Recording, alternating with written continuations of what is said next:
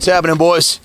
When you think of the Triumph Daytona 500, you think of a time long ago where Fonzie and Steve McQueen ruled the deserts on bikes like this and the city streets. This bike right here, I have a wall inside, basically a Triumph history wall that I want to bring in and show you some of the accomplishments. It's multiple Daytona 500 winner. That's why they called this bike the Daytona 500. It's a twin carb model that was designed for racing, high performance. This bike, we struggled a little bit with the destiny of this bike, and the path that it's on right now is what we decided to go with. This is an original paint bike, and for about $750 we could put a brand new paint job on it, but it's 50 years old, and we want to preserve the original condition of the bike, so we didn't re-chrome the headlight or repaint the tank. We went through a lot of the mechanical stuff on it. I have a work order I'll go over with you, but it has the original paint. That's just something you don't find on most late 60s, early 70 bikes.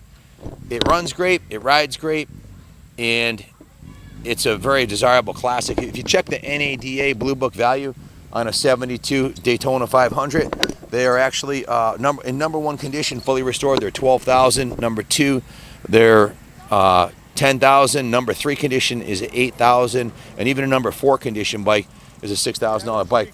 Paint and the chrome all original on it. It does have a complete replacement exhaust system, headers, and mufflers. We just put the brand new mufflers on. I have the work order here. I guess I'll go over that next before we go in and talk a little bit about the history of these bikes. The bike was steam cleaned, hand washed. The frame side rails, we did repaint the frame side rails. The exhaust and the motor was polished. The wheels were polished. The fuel tank and fenders were cleaned by hand and then buffed and waxed. The seat was conditioned. That is a replacement seat, so that's been redone. The forks, lowers were touched up. It has a new battery in it. It has a British Spares replica exhaust pipe set, an OEM replica air filter set, brand new air filter and housings, new spark plug wire set. We put a brand new clutch in it, so there's no clutch slipping. It has brand new clutch plates and springs and all the gaskets. New black fork boots on it. New OEM style grips on the original style Superbike style bars, low bars. It's running Maxima 2050 motor oil in it, and again, new spark plug wires, new clutch, new exhaust. We replaced the tachometer. The tachometer that was on there was not working. We put the grips on. New fuel lines, new headlight. We sourced the headlight online. I needed a new headlight and a new headlight ring, so you can see the chrome on the headlight ring is brand new, but the headlight is the original chrome showing some patina. Replaced the clutch, cleaned the engine cases, resealed the primary with new gaskets, changed the engine, gear and engine oil, replaced the fork boots, rebuilt the carburetors, adjusted the carbs, and went through all the controls, lubed, adjusted everything where it's supposed to be. Also put 3 new rubber tank mounts on. The original ones were decayed. Put some new Whitworth bolts and nuts on it, on the tank and some other areas, and did final adjustment, 100-point inspection, cables, brakes, everything else. The points and condensers were replaced. The tank was removed, and not only did we thoroughly clean the outside, the inside was cleaned with a company called Evapo-Rust. It's a derust component, cleaned and rinsed and washed. It's running VP 110 non-ethanol fuel in it. New spark plugs, 2 new fuel petcocks, and I already mentioned a new battery, new condenser, and of course the points were set, gapped in time. Starts right up easily.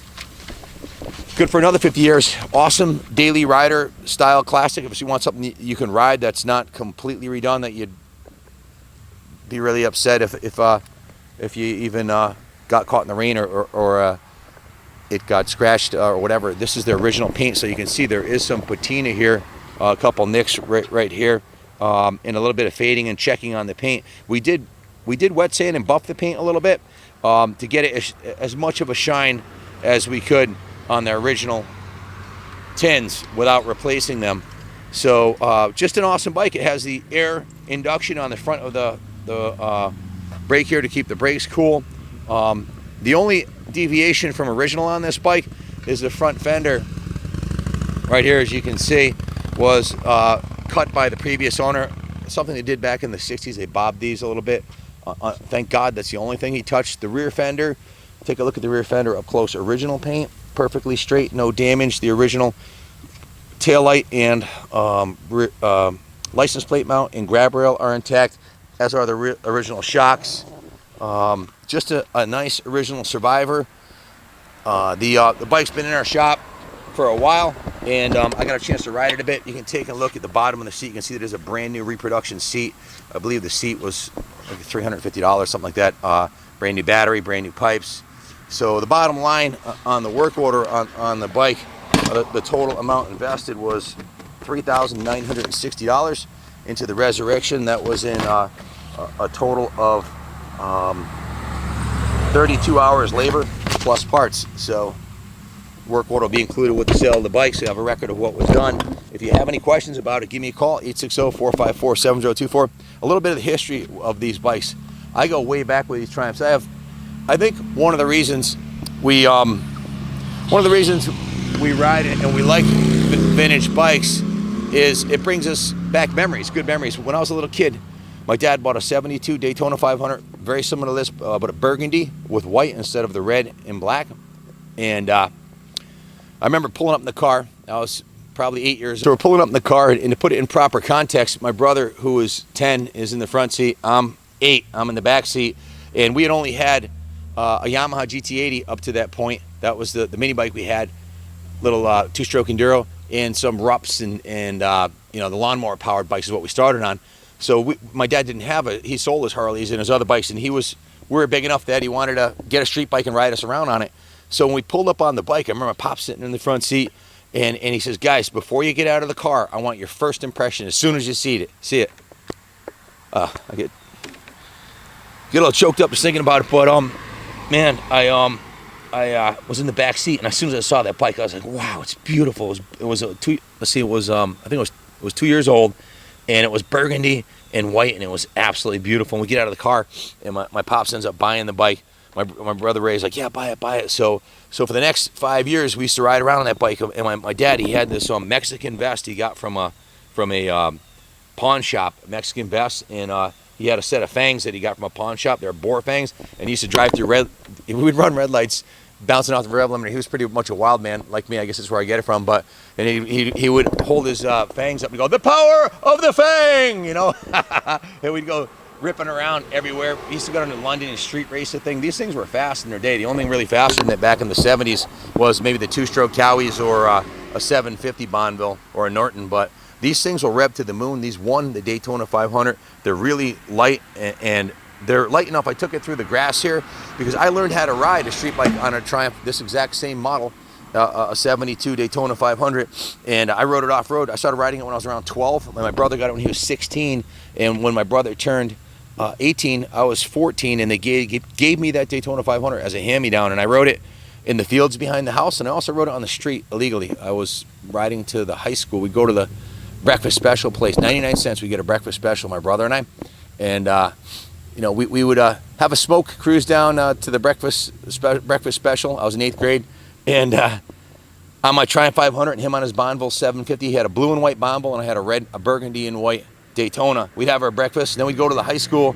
I'd park in the high school parking lot where all the big kids were, and I'd walk across the street to the middle school, and I never got caught doing that, but I did get caught riding it later, about a year later when I was 15 without a license, and I had to go to court. My pops was like, "Hey, he's grounded for the whole summer. He's in big trouble," rah, rah, rah. You know, and the judge is like, "Take it easy on him, Mr. Kaplan. He's a kid. He made a mistake." And when we left there, he hands me the keys back, and he goes, "Just don't get caught again." And we went to the bar, the river saloon, right on the river. I forget the name of it. And he bought a pitcher of beer for both of us. So back then, that was what you did. You know, I had a beer with my pops, and he gave me the keys back, and I started riding it again. I just made sure to get caught. But there's so many stories I could tell you about that bike, that Triumph. My dad rode the wheels off of it hard. My brother rode the wheels off of it, and then I got it. And we never did anything to the motor. Maybe adjusted the valves, and it took in a tremendous amount of abuse. And I ended up selling it and buying a two-stroke RD 350 street racer. And anyway, it's a whole nother story. But the Triumph speaks back to a different time for me, and if you're attracted to this bike, you probably have a similar story. Your neighbor or your uncle or your father or somebody had one of these bikes. Let's face it, I mean, the bike was built 50 years ago, so there's not too many people around today who bought one of these new. Most of them passed away, so it's mostly memories.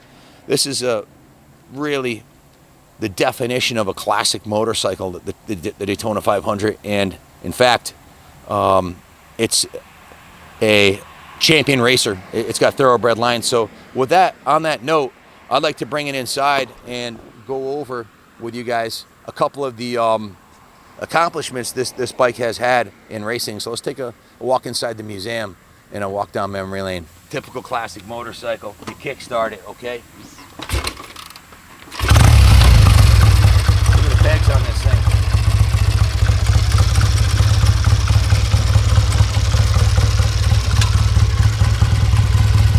Come on, just be dead.